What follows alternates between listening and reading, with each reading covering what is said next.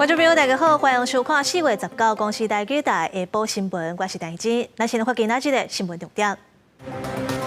最行政因为中岛政策和台积电发射会影响，台股落774点，收伫19527点；台积电嘛落54块，收伫750块。为着要肯定台积电创办人张忠谋对科技产业的贡献，蔡总统颁发中山勋章，这是台湾第2关英文的文职勋章。中华有一个查甫人骑电动车，甲2只手拢放开，用脚甲handle路拄咧，偏车向无戴安全帽啊！警察甲开单举发。新闻一开始，先来关心准行政院长杜英泰今仔日公布新内阁的第4份的名单，裴启明接环境部长，何培山接劳动部，邱泰源做外科部长，那客委会主委是高秀辉，关闭会主委是詹志勇。那讲到扣碳钱的议题，裴启明是表明支持。另外，劳健保的部分，何培山强调劳保是无可能会倒，邱泰源讲会想办法互健保影响。准行政院长杜英泰19公布第4波的新内阁人数，化解妇女团体进前对女性国员伤少的质疑。前几天的宣布当中，有人会用计算比例说女性比较少，那至少今天我们在赶进度啊。持续努力朝向这个目标。在新内阁名单内面，做医生超过30档，北刷台大团队伫咧救治地动亲日南投协助救灾邱泰源将会担任卫福部长，环境部长由长期关心气候变迁加防灾机队气象专家裴启明接。女性国员入主劳动部，不参加农军、工军等社会运动的何佩珊接劳动部长。客委会主委同样是女性，由当年投身伫咧客家相关公共事务的高秀辉接。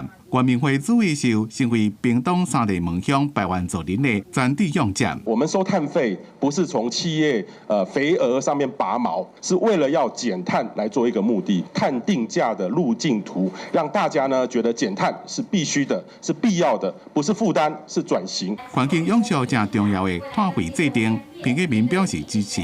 因那劳健保要安怎永续？何佩珊强调，只要政府还阁伫咧，劳保无可能倒。邱泰源是表示，会各方面寻求经费帮助健保。只要政府在，劳保是不可能倒的。我们未来一定有能力发展经济，税收会持续的创新高。我们也更有能力来挹注劳保。老人化的社会将会有很多医疗的需求，那压力会非常的大。我们多方来寻求一个挹注，那来把健保永续。杜英泰强调，内阁的人选就要适才适用。继续努力朝向务实的目标向前行。因那国安人事布局也未公布，外界有关密切伫咧注意。记者综合报道。外交部资料、机密资料，那像是漏泄出来，有骇客伫网络是咧卖咱台湾的邦交评估表。顶管写讲，咱台湾和校订，佮有图瓦鲁的关系有警示。外交部表示，这是认知作战，会调查清楚。治安专家是建议讲，重要的文件要限制使用的权限，加强治安的防护。政府公布资料外漏电电发生，甚至被放伫咧网络顶卖。伫这份传讲，外交部也将这受灾户，敢若是有这份机密文件外漏，互骇客放伫咧暗网顶头卖。包括咱外交部对邦交关系评估简报表，内面讲到咱国加校订抑个图瓦鲁的关系，这嘛是道黄顶的警讯。也个自美国代表处的电报，各学会函散互外交部的文件，互政府治安防护出现漏空。报道中所称文件来源可疑，并涉及境外变造、伪造等不法行为与操弄认知作战的恶意。外交部将与相关机关协调调查。外交部文件敢若是外漏，调查立委也要求赶紧确认机密文件外漏是毋是真的。民进党立委王定宇就讲，台湾是治安大国。将要做好治安的防护。不论这一次资料是否为真，外交部甚至于其他部会要强化治安的管理。资料外泄是一件事，如果整个 database 被绑架了、被锁住了，那个才是大事情。外交工作上面，如果说有这种泄露或是什么的话，我想这是不合格的一个外交动作。治安专家分析，因为伫咧国外关注，因为治安无够，佮欠缺治安的能力，常常互骇客入侵。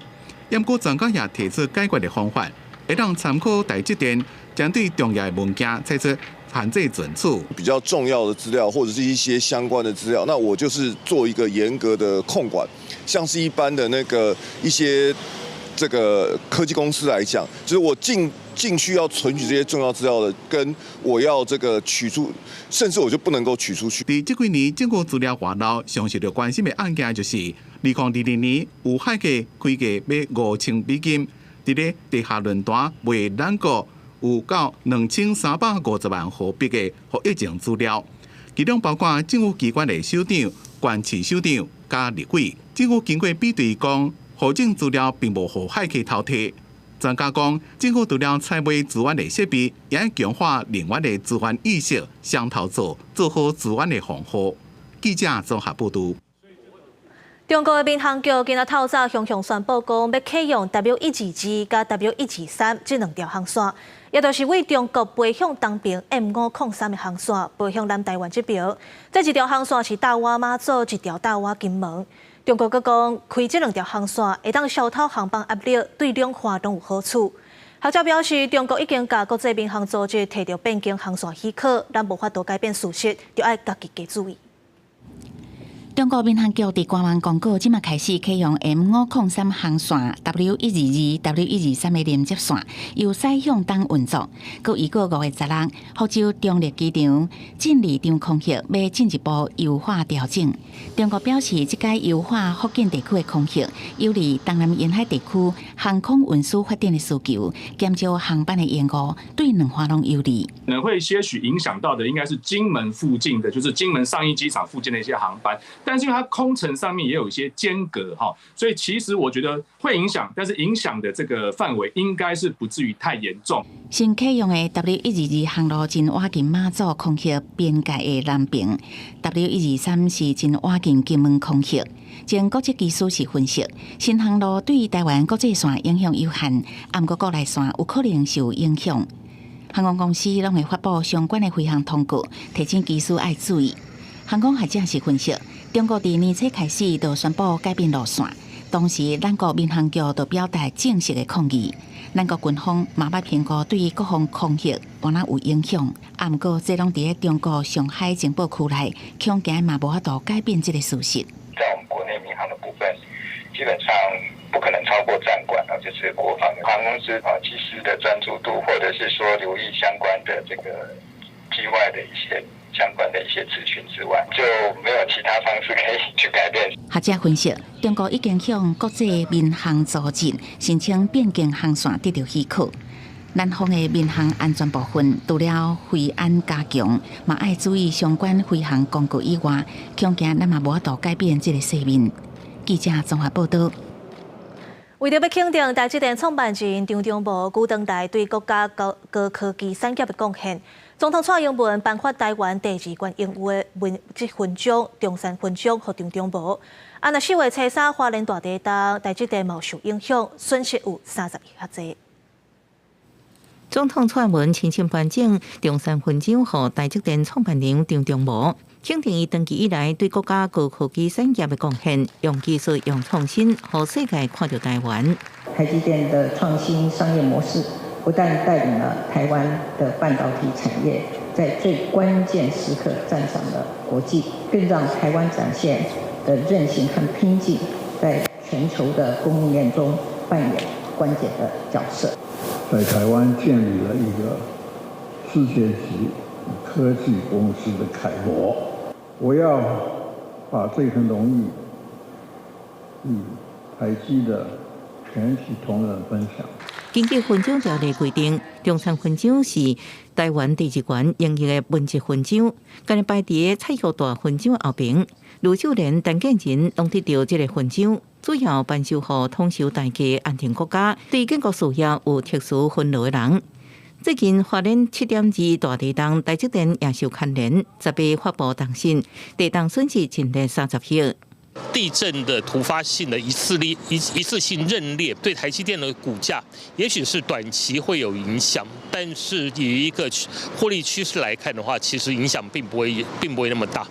台积电10月法人说明会公布，先进制定3奈米出货占2024年第1季晶圆销售金额9%，5奈米占全季晶圆销售金额37%，7奈米是占全季晶圆销售金额19%。专家表示，对3甲5奈米制定评估乐观。我也大胆的评估，台积电2024年的营收成长动能就是来自于3奈米。我们预估的话，到2024年底的话，产能将可以由现在将近是5万片左右的水准，然后提升到8万到10万片。专家表示，未来黑天鹅效应通货膨胀问题还未解决，下半年是不是会恶化，有关爱国观察。加上热天电价干扰，虽然台积电顶半年表现比预期较好，不过下半年台积电获利恐惊前景也个温柔。记者综合报道。受到以色列和伊朗起冲突，佮有美国联准会放慢降利息的脚步，和台积电法说会消息影响，台股今仔日开盘就直直落，落尾收伫19527点，拢总落774点。台积电800块嘛收无掉，落54块，收伫750块。拜五台股一个开盘，互一寡投资人的心拢切落来，因为台股搁再落破2万点，一直落价幅度捌超过1000点。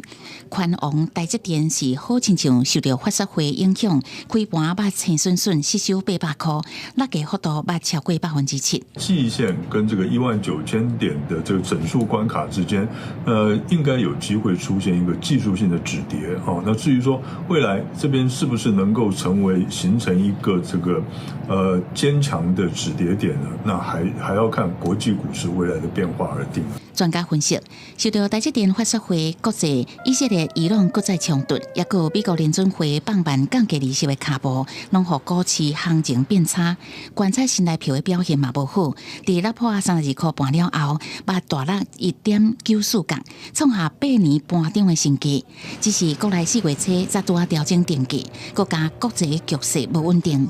专家发现通货膨胀有慢慢走悬的趋势，呼吁中央银行都要密切观察，若做有必要爱适时做调整，压制通货膨胀。我们的确也有内忧，也有一点点外患。外患就是说是国际原物料还有国际局势的这种影响到供应链重组的问题。扬帆起航最主要的意思就是说，我们对于台湾未来的出口有比较乐观的预期。随着未来出口的增长之后的话，厂商对于投资迟疑性降低的话，那固定资本还是有调上的空间。中经院预测，今年台湾经济成长率是3.38%，成长的模式是内外拢温和。国内消费者物价指数年增率会超过2%，民众会有感觉物价得起价，也为来自消费市场的表现增加一寡变数。记者综合报道。在地消息来看，今仔透早高雄三民区一栋透天厝，那像是有人冤家放火，加速烫爆炸，厝边上无7间厝拢互烧着，造成1个人死亡，6个人重伤。放火嫌犯嘛烧甲规身躯全伤，等咧急救。警察是要依照公共危险、杀人、毁损等等的罪嫌，报请地检署侦办。巷仔内连栋透天厝一直咧烧，佮出现爆炸的声音。轰，一直轰啊！我确定起火点在7楼。没有，原本瓦斯桶就有摆在外面。火势大到互邻里拢真惊吓，消防队1点钟内底甲火拍花，不过爆炸的时阵，所有物件拢轰喷出来。有6位民众送医，那1位现场 OKA， 我们还在持续搜索中。那发生的原因初步判断是瓦斯气爆。无食药啊，无水啊，食米酒啊。无恁地方上算大家拢知影会头疼。知影啊，做头疼。头疼。火势有可能是为顶仔骹囥加速烫这间透天厝为外传开去，一名是大人未赴得生死亡，对面还佫左右2边的徛家拢互影响，事故拢总造成1死6伤。除了有可能放火躯成男子全身大面积烧烫伤之外，其他的人拢是互玻璃挂伤。再是检察官嘛到现场来商业遗体。10点到12点附近都会睡，可能是睡梦中来不及。可能吧，不晓得是怎么发生的这样子。专案有可能是人为放火，警方无排除是这名躯成男子甲人有冤家，踮着家己徛家的教书桶来宣泄着心中的不满。专案会按照公共危险、杀人、毁损等罪嫌，报请地检署来侦办。记者王刘婷考证自由报道。昨暗7点外，宜兰大溪有一台轿车，伫并高岛厝起弄着后门头角，掉伫铁轨路边啊，差一点就要和通过的普悠玛火车相撞，加载火车是有紧打动，无人受伤，慢44分才通过。那昨暝是已经恢复通车，不过事故原因要爱调查。太鲁国货列车速度放慢，经过并高道，边仔人看到一台轿车去弄到并高道的暗门河墩，等拖车来救。18暗7点外，宜兰大溪乡武兰路并高道发生一台轿车弄入去并高道河南，掉伫咧铁基路边仔边坡。当时警铃号志有响吗？没有，完全都没有，都没有响，那个都没有啊，都没有响啊。你不看监视器吗？你按那去调掉啊，对啊。你是我这样都没有。失控的时候嘛，对不对？这老车那个轮胎有啊。意外发生了，一台本来要经过250次普悠马后，受到并高道固定系统侦测到有异物侵入的警报，启动列车防护功能，紧急停车，无去弄掉。列车退转去四城站。前44分钟了，暗时8点03分通过。那时候并没有列车经过，所以平交道是正常，也没有放下。详细还是要调阅监视器。19点23分285次的普悠玛司机员有通报。为了要配合公路吊车抢救作业，宜兰到大溪西正线断电封锁，改行单线双向，一直到暗时9点50分才恢复双向通车。好在在这件意外无造成人员的伤亡，事故详细原因也搁等待调查。记者综合报道。中华北头昨有一个查甫人伫岛湾西路骑电动车，敢若用脚甲hand道路堵咧，两支手煞拢甲放开，佮偏到正向，无伫安全帽仔。边仔人是拢看甲心惊惊。目前警方已经依照违反道路交通管理的处罚条例，甲开单起罚。查甫人骑甲真紧，毋过详细来看，伊毋是用手咧控制，颠倒是用正脚甲龙头堵咧，一手佫敢若咧讲电话。虽然是骑电动脚踏车，不过安尼行为也是互其他人看甲心惊惊。是很夸张啊！那一台好像是电动车吧？无看定，两只脚位嘛，翘脚毛嘛咧骑，翘脚嘛做危险的。你翘脚看你若万一有状况，决定倒呀。18中昼，有民众翕到一个查甫人用危险驾驶的方式骑伫咧中华北头的岛湾西路，实际倒来到现场，这条路虽然是直搁宽，不过来来去去的车真多，速度嘛真紧，非常危险。警方调监视器已经找到这个姓严的查甫人，针对危险驾驶、佮无戴安全帽的部分，甲开单，甲有超速或者是改装，佮爱厘清。本分局将依违反道路交通处罚条例第73条第1项第4款规定进行举发。对这个骑士没有戴安全帽本所也依规定依道交管理条例第73条第4项同样举发。警方表示，道路交通管理处罚条例修正了后，电动脚踏车已经改名做微型电动二轮车，和一般机车同款，需要登记挂牌、投保强制险。若伫2022年11月29进前的旧车，需要伫2年内完成挂牌。警方嘛提醒，骑微型电动二轮车嘛是需要遵守相关的规定。记者综合报道。性别平等教育法为2004年6月开始施行，到打尾20天啊。不过学生团体认为讲，还有真侪所在爱改善，亲像网络环境、特殊学校、跨性别者这寡议题，拢需要修法来保护，建立更较友善的性别环境。性平教育20年，6大问题要往前，6大问题要往前。由济大学性平会组织、学生组织组成的性平教育20年学生倡议连线，对性平教育法提出改善的声音。性平教育法2004年施行，到打要满20年，对时代改变，20年后的网络花花世界影响大家的生活。因认为，亲像网络顶悬对性别议题无优先，也影响线下现实的世界。但是，今麦学校针对网络环境，煞较恶介入改善。由教育部进行实证研究，调查网络敌意环境的多重样态，制定认定标准，鼓励网络平台业者建立自律规范。当言论经性平会认定是网络敌意环境时，启动适当的隔绝机制。另外，团体也指出，针对军校、警校、艺术学校这寡专业领域教学环境，因为教学方法、环境拢较特殊，亲像一寡课程有身体接触，就要定出身体活动界线，保护师生也兼顾专业教育。比方说，如果我们今天是表演艺术的话，那表演艺术他们可能会需要更亲密的肢体接触，有很多是一种跟身体有关的教育。他们需要开发出一个同时符合性别平等精神，也符合他们专业特色的一种性平的教育。我们对于一个军人的期待，可能会让那一些性别气质比较阴柔的人在里面感到不舒服，或者是觉得自己没有办法胜任哦。那整个环境对他来说是一种敌意的环境。劳保的团体也指出，目前学校对下性别者、多元性别者也无够优先，像学校便所、宿舍、基本资料收集方式，大部分拢要是性别二分法，也就是只有男女两种选项。团体希望未来性别平等教育法针对这款议题来继续拍拼改善。记者郭林玉凯台北报道。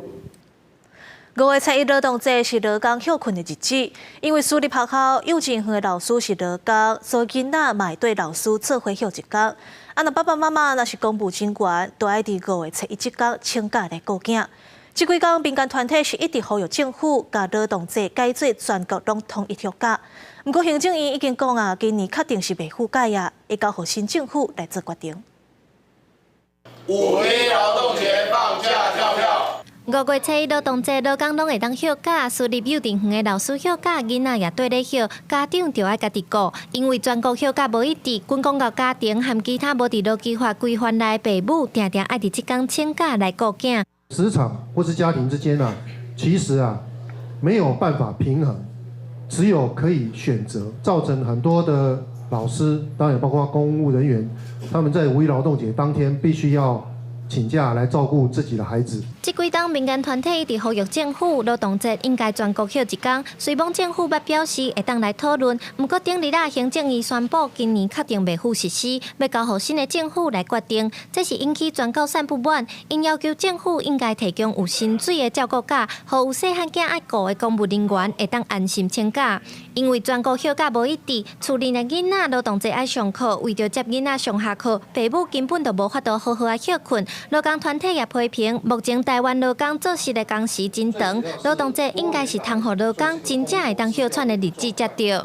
劳动部自己的统计可以看到，台湾受雇者在这个2022年的平均年总工时是高达2008个小时，全球第6。那在去年，我们更从这个2008个小时上升到2019个小时。行政院人事行政总处真正是表示，内政部有先评估，劳动节休假劳工人数大约有1000多万人。若是要予军公教也同款休假，佫需要计算影响的范围，会提交报告予行政院。全国散是呼吁5月20日要上任的新政府，爱继续讨论劳动节这天全国统一休假的可能性，才通解决上根本的问题。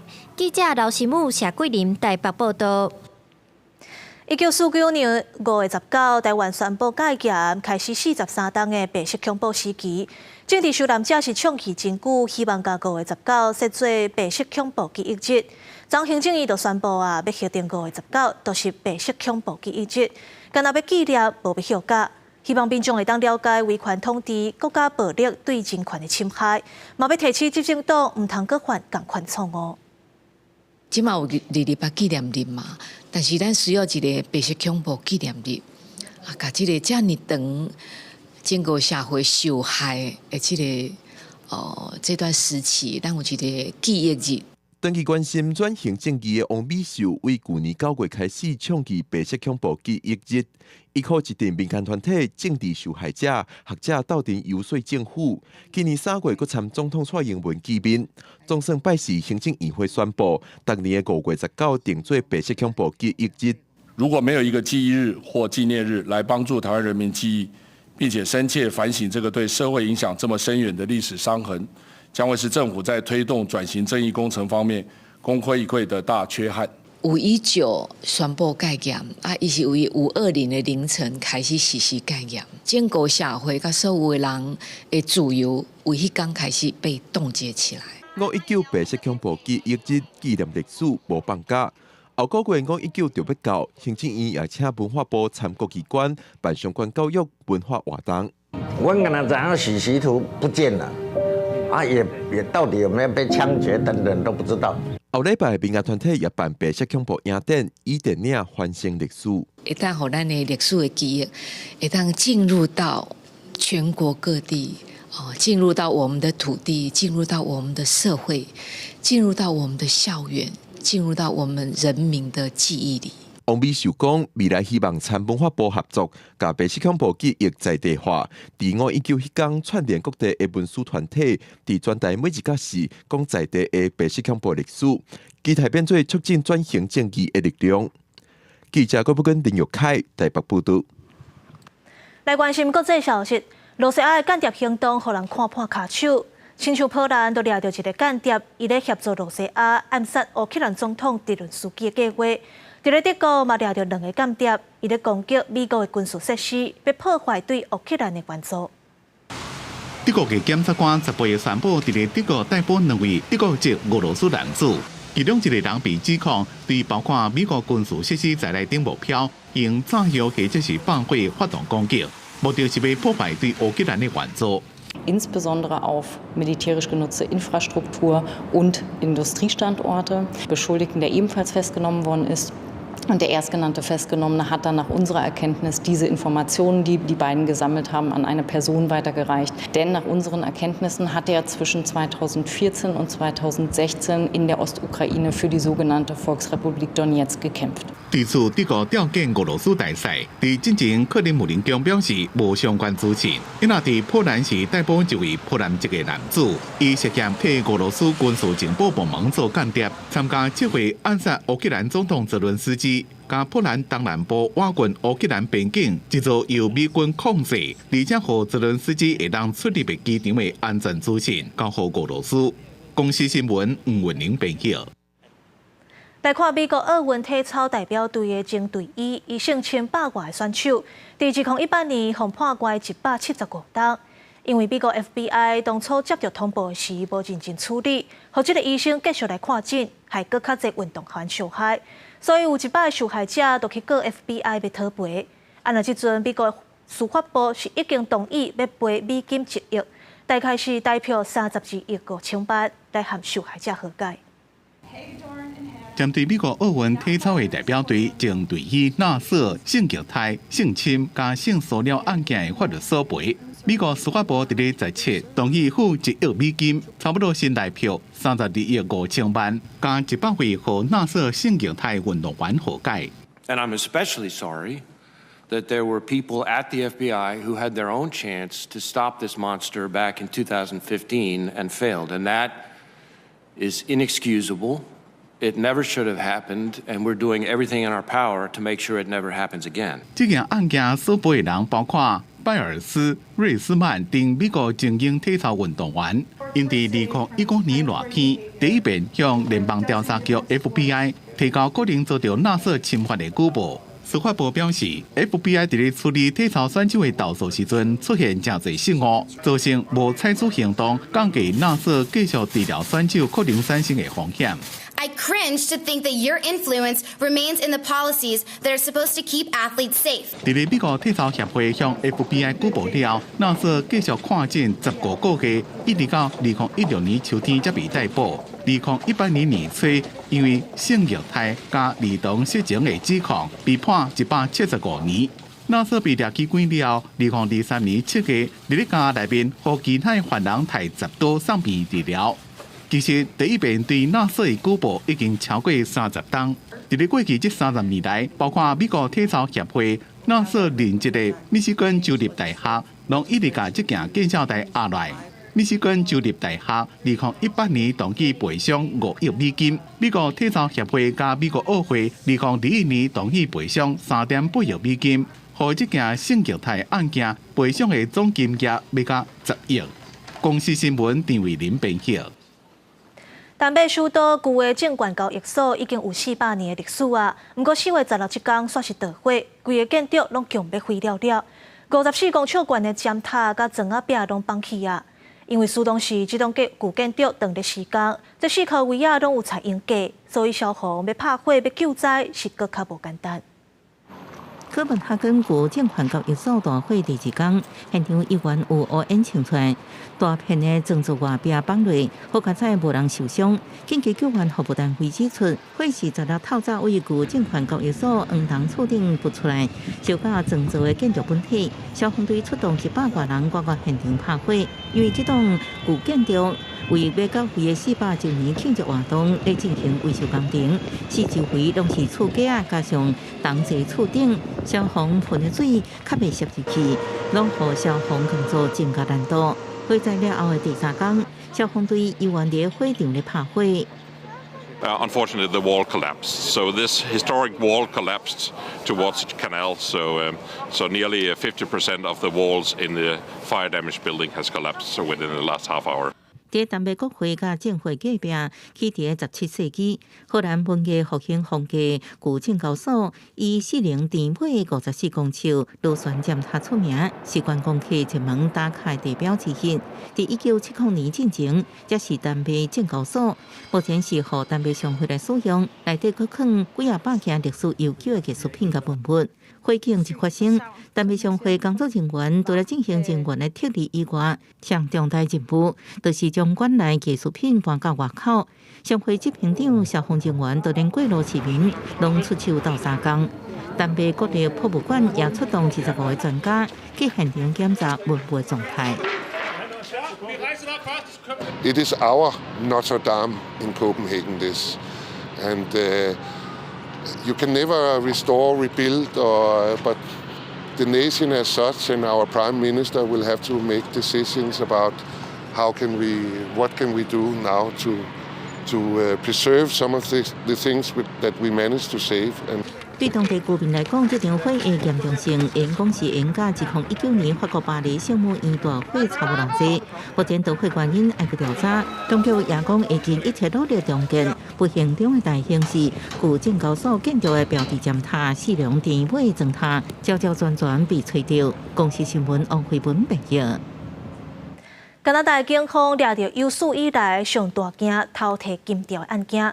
嫌犯去年做假空运单，领6600条400公斤重金条，价值有台票4亿7千万遐济。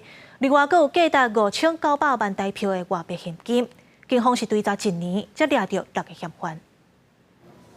监视器的画面看到这批拍无去的金条甲现金，装入白色大卡车的车厢内都无去啊！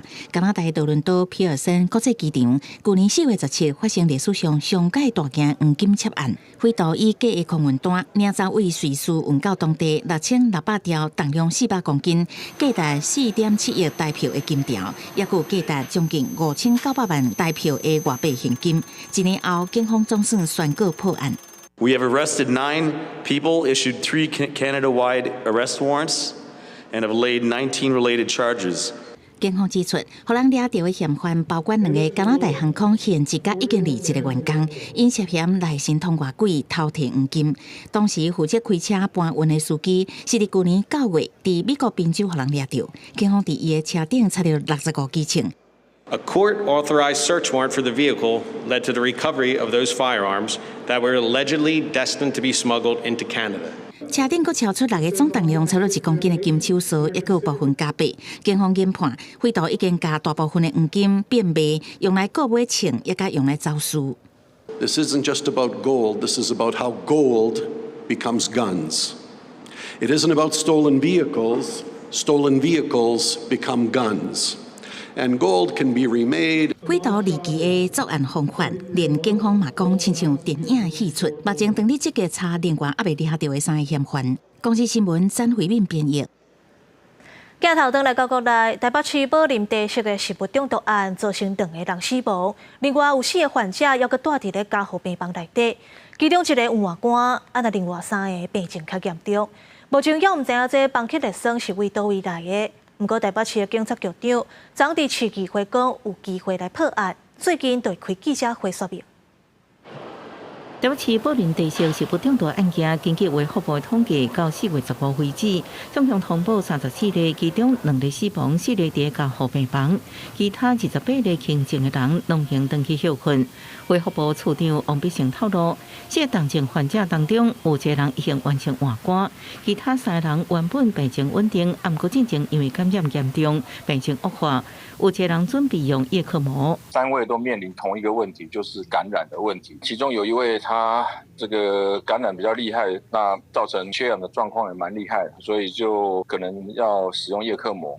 王必胜表示，呼吸器用久啊，都较会产生感染，加上接受会场电话术，这因素抗生素调整是一个挑战，尤其多种抗药性细菌感染，治疗上是真困难。因为卫福部伫桃子赛手甲患者检体，拢验出苯克列酸，毋过毒物源头依然是一个谜。台北市警察局长张正兴18伫市议会表示，这案件应该破案。还是在侦查中，但是我觉得应该会破案。会破案？什么意思？就是有人下毒啊？不是啦，就是应该会有结果啦。张正兴会后态度转做低调，无愿意告这个案情来说明。今日表示有发现具体结果，后续交予台北地检署来侦办。目前警察无公开，最近应该开记者会来说明。记者综合报道。来看云林大溪有农民种3分地西瓜，最近孙田所发现有上千粒西瓜茎拢互人挂断去，还一寡还未到分的西瓜，即阵是拢已经无法度收成啊，损失差不多是20万。目前已经报警察调查。产地的西瓜原本搁等10月日就会当采收，即马差不多拢无法度收成，因为即寡西瓜茎拢互人挑工用刀插断去。云林大溪种西瓜姓丁的农民讲，算算的有上千粒西瓜害去，价值超过20万。像安尼损失哦，敢若伊挂去的跩吼，损失头20外万啦。那卖掉会使卖20外万就对。哈3分地挂2分地。哈。西瓜要收成日咯，啊这甲迄款去甲留起来。这天公会较节约啦。姓丁的农民表示，伊西瓜种3分外地，对买西瓜仔压倍等成本开买10万，也毋过即寡西瓜即马干那半熟，只会当摕来饲鸡鸭，也是做高倍使用，已经报警察。你要捡倒洋款会食哩袂啊？无要安怎？无嘛袂食哩，无好。林姓民众西瓜田遭毁损案，经查面积约1分半西瓜根部遭人毁损，已调阅相关资料，积极侦办中。农民表示，伊平常时无甲人结冤仇，即阵西瓜得要会当采收，佮含出内底的人轮流加强损劳，想袂到即几工有人挑工，甲西瓜紧撮断，恐惊收成拢乌有去，周边佮拢无增减是去，敢若希望警方会当较紧抓到人。记者综合报道。咱台湾是出产真侪果子，毋过果子若准大出有花无市，会当加工来保存消化产量。国内加工的技术嘛一直在进步，亲像柚仔皮加工会当做干，还未熟的青金蕉嘛会当磨做粉做金蕉面。满豆的文旦正受到欢迎，尤其老长细粒的上好食，毋过相对新长佮大粒的品质就较歹。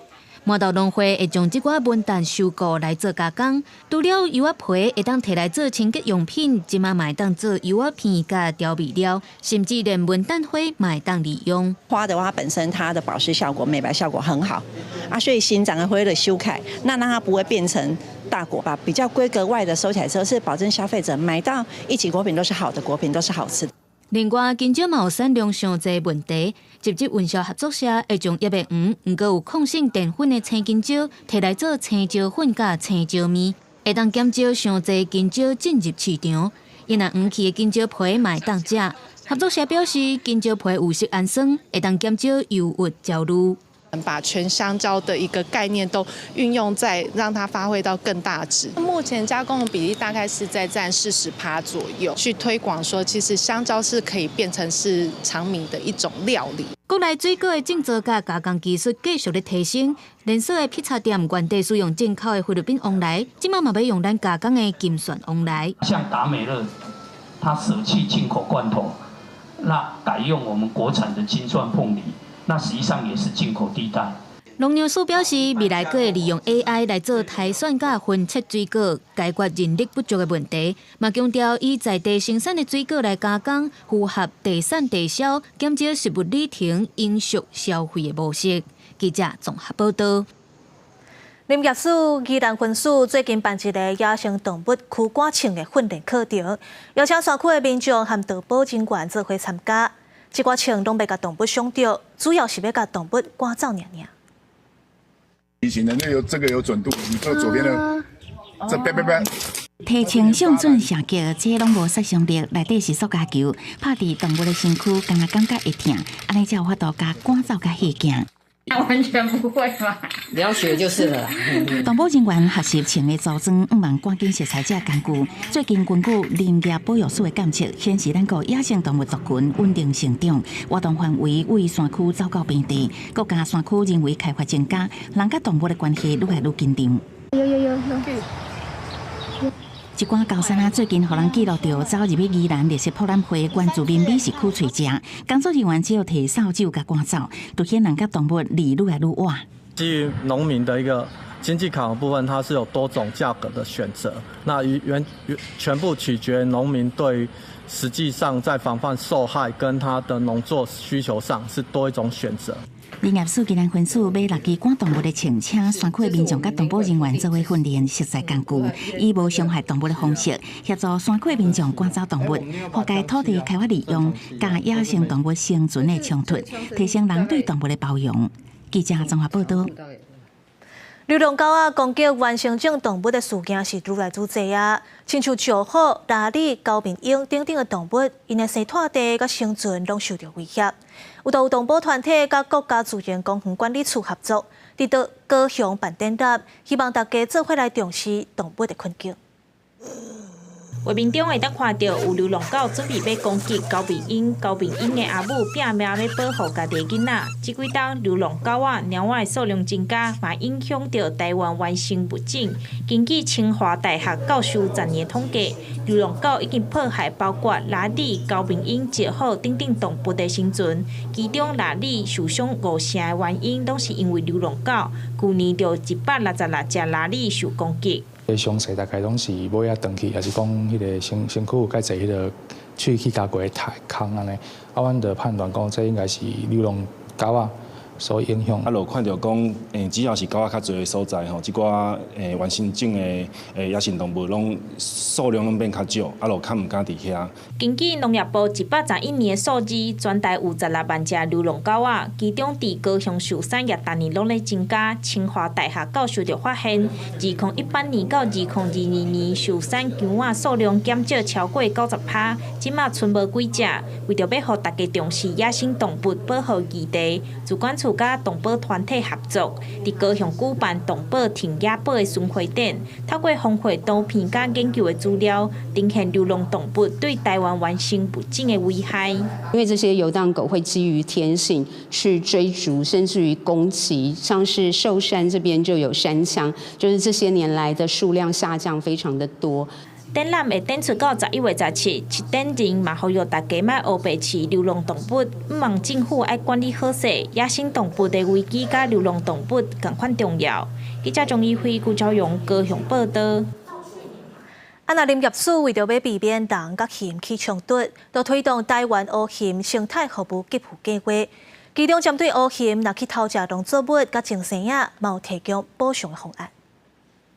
南华的无鹿产的农民伫海拔900公尺的果子园设监视器，15只乌熊进入果子园，另外一个较大的监视器，各路乌熊走入去鸡舍食鸡。农民后来去鸡舍看，内底互乌熊食9只鸡。农民讲真烦恼乌熊会过来破坏。损失的部分是应该是有多少会有一点，可是那个恐惧抹不去啊。这个事件，农民利用通报平台通报，提用林保署来当分数调查，搁照台湾乌熊生态服务给付计划，除了发予农民自主通报减失奖励金8,000块以外，也第一摆发予乌熊破坏农户损失的全部赔偿，搁协助防治措施，希望唔通造成人甲熊的对立。如果说您有防治受害的需求，那也可以免费来申请领用改良设列举。该当分数表示，台湾乌熊伫前山地区一直出现，制定的台湾乌熊生态服务给付计划，除了保护乌熊，也保障农民的损失。呼吁农民爱通报，佮提供监测资料，互政府建立乌熊出现热点，避免人甲熊的冲突。记者综合报道。咱台湾早期的农村社会拢爱靠水牛来犁田，不过对时代改变，拢渐渐用机器来取代啊。为着要让后一代拢知影这水牛犁田的文化，高雄的西澳国小就安排牵水牛入去学校，结合台语的课程，让囡仔体验饲牛、摸牛，甚至用牛屎做分享，让囡仔拢会当了解早期农村社会形态。摸牛甲，功课稳当当。西澳国小有牛老师来上课咯，伫队长的带领，囡仔用手轻轻摸牛、饲牛、食草。学校安排即摆牵水牛的神农体验，佮结合台语的课程，甲囡仔介绍过去农村社会牛甲牛民的关系。囡仔会当遮尔近距离甲牛互动，拢感觉真新鲜。第一次知道它跟树一样有那个年轮，之前从影片上有看过牛会反刍，可是第一次看过。防臭。刚才迄是用什么款物件做？用牛粉。课程当中，讲师也用台语，甲囡仔古早时代农村俗语，亲像是蒙牛头会出头，蒙牛喙大富贵。牛耕队的队长表示讲，即马侪囡仔唔知影牛阁会当做田，是农民重要的朋友。过去伫田庄，便若是初中的工课，拢爱靠牛做伙完成。就是互因亲身来甲伊接触安尼，互因对较早咱的农业时代的一个真有代表性的动物，会当互因更较熟悉安尼。除了甲牛互动，其实牛屎嘛有路用，牛屎再利用会当做成分芳，学生囡仔拢算甲真欢喜。学校毋忘透过浸水式的课程，互囡仔有一摆趣味的神农体验。记者张义辉、邱昭勇高雄报道。台北的台湾文学基地有规划一个文学改编舞蹈计划，其中有一出走跳人生的舞蹈表演，就是改编作家陈明进的真济台语诗。负责编舞的导演表示，陈明进写的作品有真济拢是探讨人生角色和生活意义，希望会当透过舞蹈，带大家来看台湾优秀的台语文学。人一出世就先哭，不是爱哭，是要哭出世做人。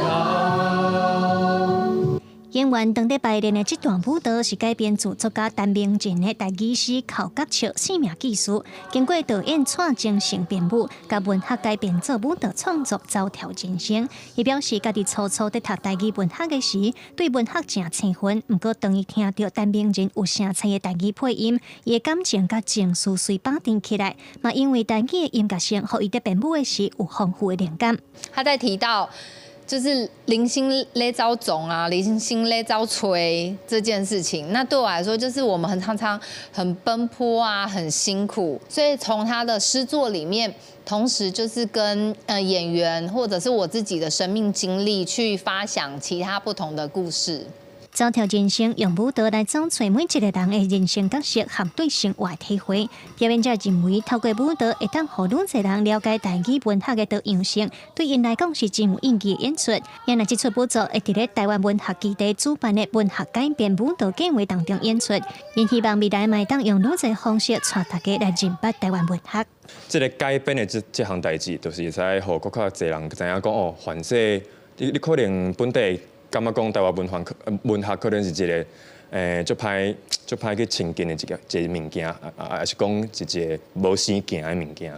毋过就是以即摆的经验来讲，我感觉反射会使互更较侪人知影讲，其实台湾文学其实就是咧讲咱。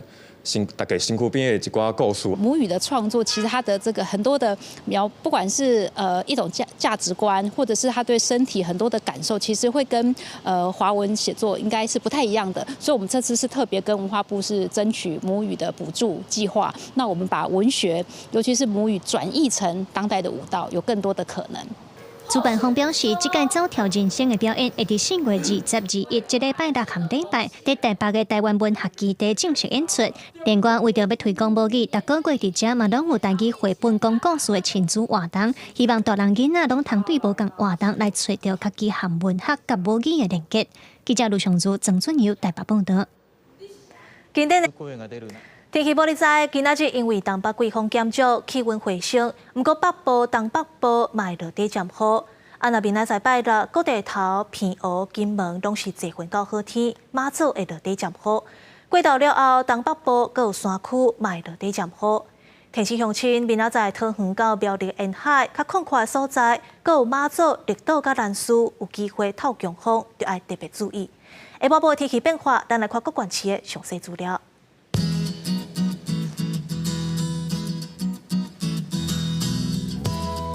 北部地区26度到29度，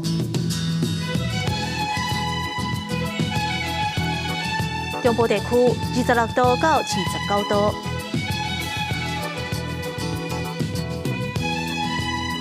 南部地区27度到34度，东部地区24度到27度，外岛地区19度到28度。阁有未来3天的天气。